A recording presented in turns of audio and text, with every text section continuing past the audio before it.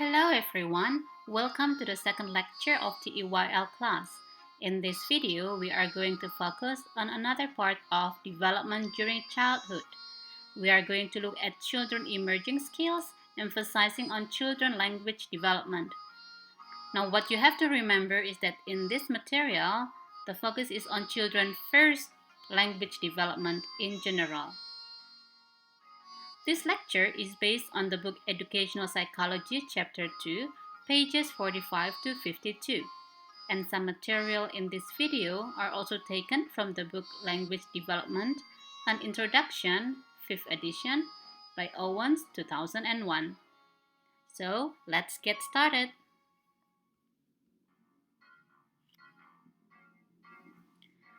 Before we go deeper on children language development, it is important for you to understand language building blocks first. Generally, each language has some system like this, namely syntax, morphology, phonology, semantics, and also pragmatics. Let us look at them one by one briefly. Phonology is the sound system of language. It deals with things like phonetics transcription and show how a sound should be articulated properly. They also deal with things like these. Let's practice this one. Can you say the sound P 10 times?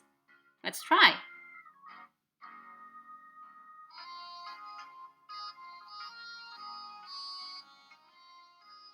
So do you think each of your P sound is exactly the same? Now what about the P sound in the words pea, spoon, and soup?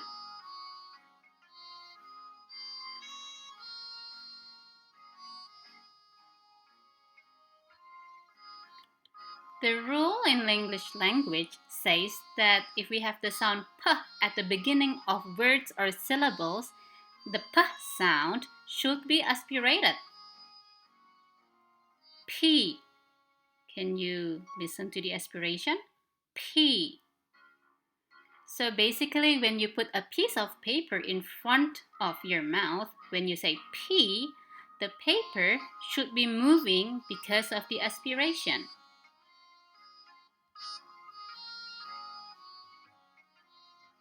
However, the P sound that comes after the sound S, like in the word spoon, should not be aspirated. So when you put a piece of paper in front of your mouth, when you say spoon, the paper should not be moving.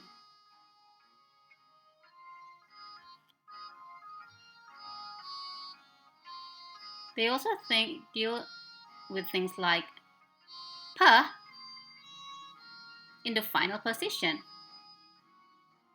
Like in the word soup, the P sound can be exploded or not.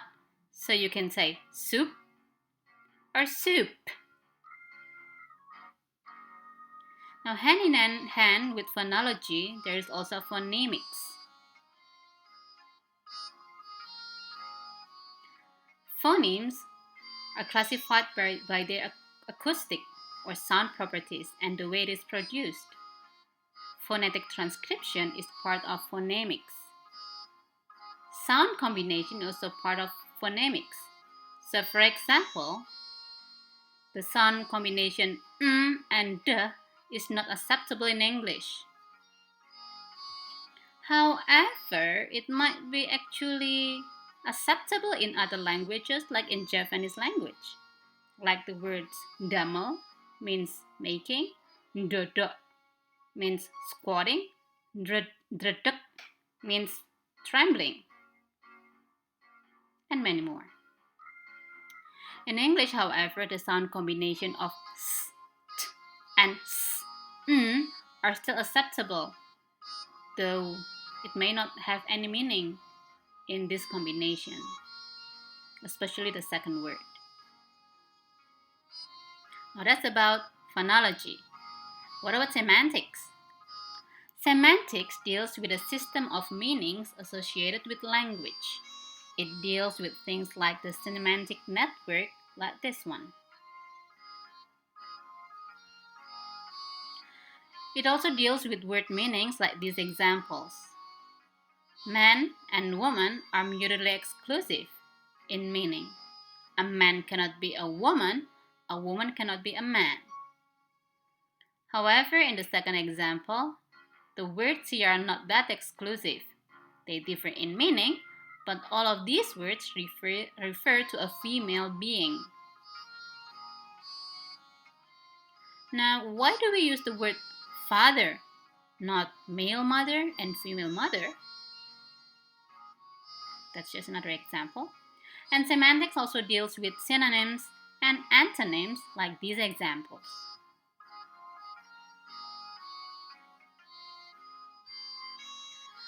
The next one is morphology. It deals with the combination of units of meaning in words, just like this example.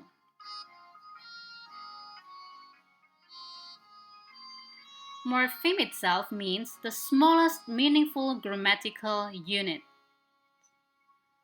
Meaningful means that it carries meaning. Now there are free morphemes like dog, black, or happy. But we also have bound morphemes. They cannot stand alone, but they carry meaning. They carry meaning because if we add an S to the word dog, the meaning changes. So the addition of S is significant because it may change meaning of words. What about syntax? Syntax deals with the grammatical system that orders the construction of sentences. In English, for example, a complete sentence needs to have a noun phrase and a verb phrase. Look at point number 2. Do you think this is a complete sentence? The answer is yes, because this sentence has a noun phrase, petunia, and a verb phrase, wept. What about the example in point number 3?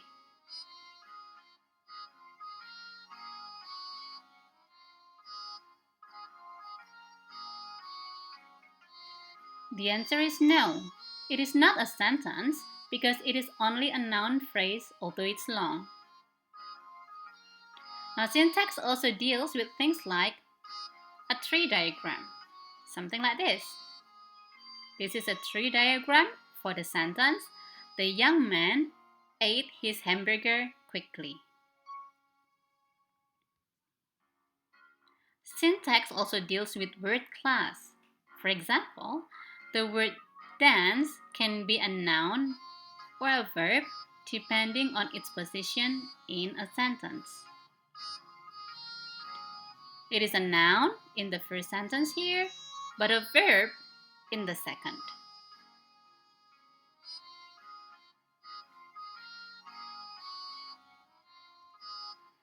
Last but not least, we have pragmatics.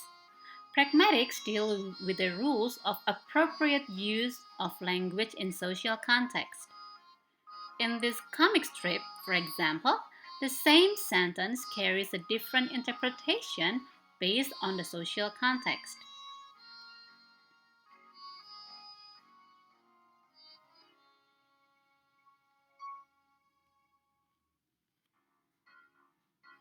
So in a language, each speech act must meet certain conditions in order to be valid.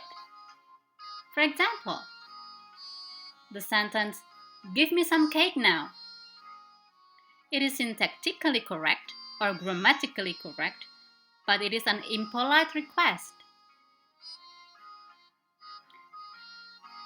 Another thing or another example is related to direct or indirect sentences. Answer the phone. This sentence is clear on its own, it's an order. But what about the second sentence? Can you answer the phone? If the person says, yes, I can, meaning that he or she has the ability to do that but then do nothing, then his or her pragmatics is not working. He or she does not understand that this is a request. In the third example, literal, non-literal, or both, we can easily understand the first sentence. It is straightforward. But what about the second sentence? Just what I need, more walking. With pragmatics, we can understand that this person did not really mean it. He or she is actually very, very tired and did not want to continue walking. Now, linguists tend to describe the five systems as separate, but of course, they interact and work together to form the larger language system. What is interesting related to language development is that the fact that children actually develop these key features of language in the first 3 to 4 years of life.